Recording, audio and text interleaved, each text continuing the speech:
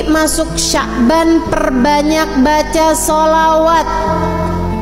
Masuk bulan Sya'ban, perbanyak baca. Ustazah kan kemarin Rajab habis subuh sama habis maghrib baca Allahumma ghfirli warhamni wa tub alayya 70 kali. Lanjutin apa enggak? Enggak usah. Jadi itu memang bacaan khusus untuk bulan Rajab. Gantinya apa Ustazah? Balik aja kayak yang dulu-dulu. Maksudnya habisnya sholat ibu biasa baca zikir kan? Apa itu? Udah langsung aja. Tapi sisanya hari-harimu perbanyak baca sholawat. Kenapa gitu? Sebab di bulan Sya'ban adalah bulan turunnya firman Allah Subhanahu wa taala, ya ayyuhalladzina amanu shallu alaihi wa sallimu taslima. Wahai segenap umat yang beriman, bersolawatlah kalian kepada Nabi Muhammad dan ucapkan salam kepadanya. Bulan Sya'ban ini adalah bulannya solawatan. Dan memang bulan Sya'ban ini para ulama menyebutnya sebagai syahrut tahliyah, bulan berhias. Bulan bikin kita jadi kelihatan, jadi tambah cakep. Dan gak ada yang bisa bikin kita jadi tambah cakep kecuali kalau kita deketan sama orang yang cakep. Gak ada yang lebih cakep di alam semesta ini daripada baginda kita Nabi besar Muhammad. Deketi Nabi Muhammad, banyakin baca sholawat padanya, maka kamu akan terciprati cahayanya Nabi besar Muhammad. Dengan itu nantinya kamu lebih siap untuk masuk kepada bulan suci Ramadan. Teman-teman sekalian, malam nisfu Sya'ban 14 malam 15 itu insyaallah akan terjadinya pada malam Jumat tanggal 13 Februari, hari Kemis malam Jumat tanggal 13 Februari gitu ya, malam nisfu Sya'ban, namanya Lailatul Barat gitu ya, malam Lailatul Furqan, malam pemisah nasib-nasib manusia.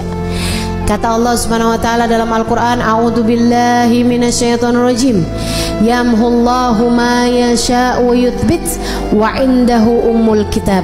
Allah Subhanahu wa taala menghapuskan apa yang telah tertulis di Lauhil Mahfuz atau menetapkannya.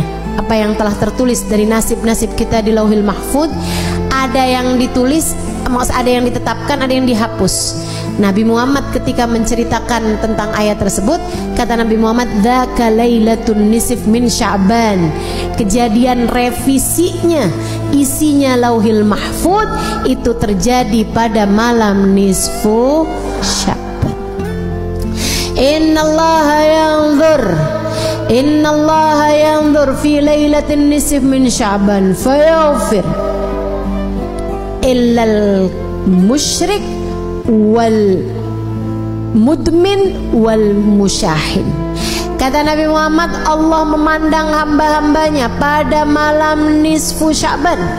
Kemudian Allah mengampuni hamba-hambanya kecuali yang musyrik, kecuali yang pecandu, minuman keras ataupun narkoba dan sejenisnya. Mudah-mudahan Allah selamatkan keluarga kita semuanya dari hal-hal yang semacam ini insyaallah.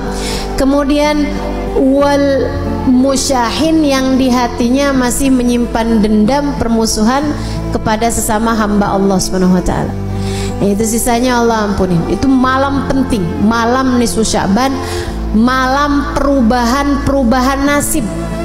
Ibu, malam revisi nasib. Nah ini nih, pada setiap tahun itu Allah punya malam revisi.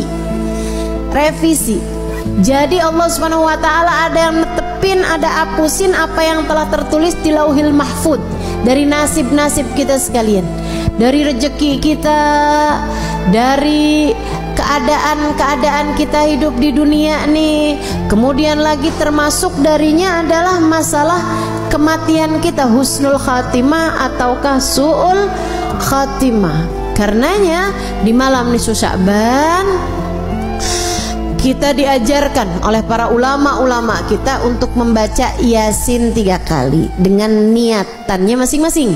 Yasin yang pertama dengan niat Allah karuniakan umur yang berkah, umur yang panjang dalam taat pada Allah Subhanahu wa taala, umur yang panjang baiknya, umur yang panjang kebaikannya, umur yang panjang pahalanya.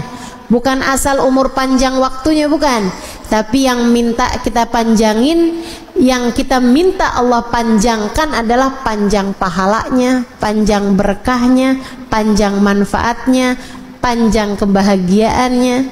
Mau nggak panjang umur di atas tempat tidur terus? Nggak mau kita, nggak mau. Makanya kita minta pada Allah Subhanahu Wa Taala umur yang berkah, umur yang dalam taat pada Allah Subhanahu Wa Taala. Kemudian Yasin yang kedua kita minta sama Allah Subhanahu wa taala biar Allah karuniakan rezeki yang halal, yang thayyib, yang berkah, yang mencukupi kita.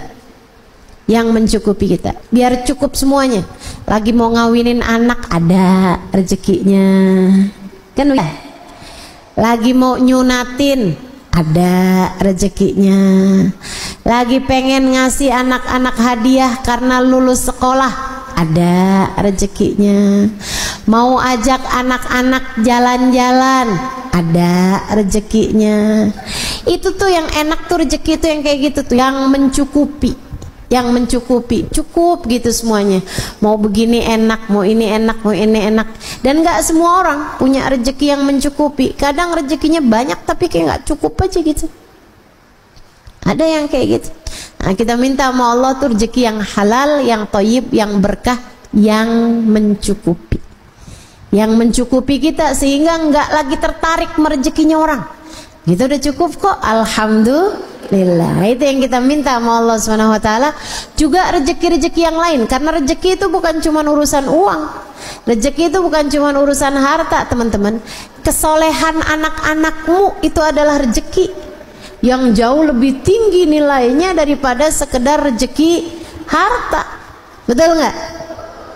Ibu-ibu saudara sekalian, saya muliakan, rezeki kesehatan menurutmu enakan banyak duit tapi sakit apa enakan sehat walaupun duitnya pas-pasan?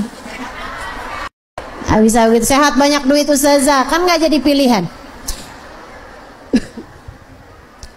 Bagaimanapun kan tetap lebih enakan kesehatan. Jadi kesehatan itu rezeki lebih mahal daripada rezeki harta gitu. Nah, kita minta semuanya mau Allah Subhanahu wa taala rezeki harta yang thayyib, yang berkah. Kita minta juga sama Allah rezeki kesehatan badan kita, keluarga kita, gitu kan ya.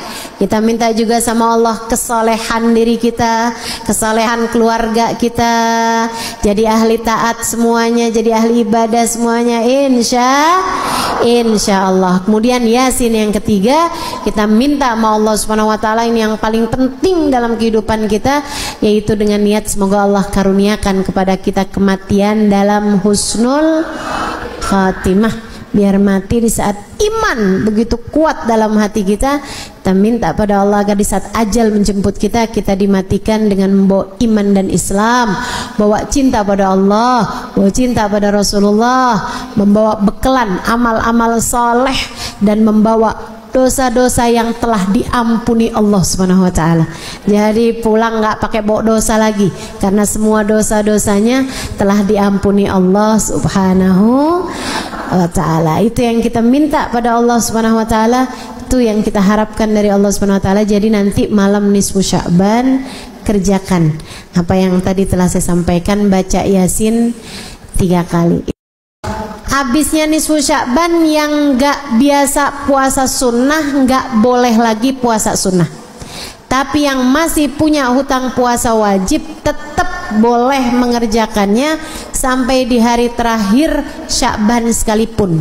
Hutangmu dari puasa Ramadan yang lalu harus dibayarkan sebelum datangnya bulan suci Ramadan.